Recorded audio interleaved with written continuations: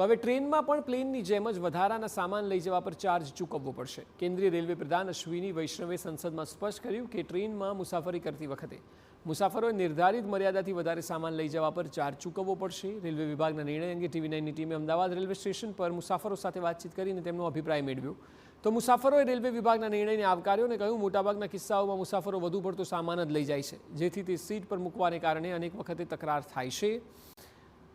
હવે તેનું નિરાકરણ આવશે। નિર્ધારિત સામાનને કારણે વ્યવસ્થાઓ સુનિશ્ચિત થશે।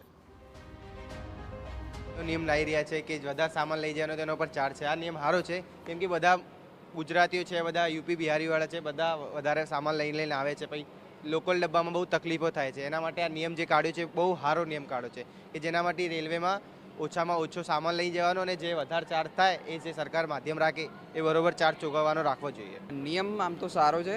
રેલવેમાં સીટોમાં જનરલમાં બહુ તકલીફ પડી રહી હતી, લોકો સામાન પોતાનો સીટો પર મૂકીને બેસવાની જગ્યા પણ છીનવી રહ્યા હતા, પણ આ નિયમથી હવે એ વસ્તુ ઓછી થશે અને સીટોમાં પણ આપણને બેસવામાં થોડી તકલીફ ઓછી પડશે।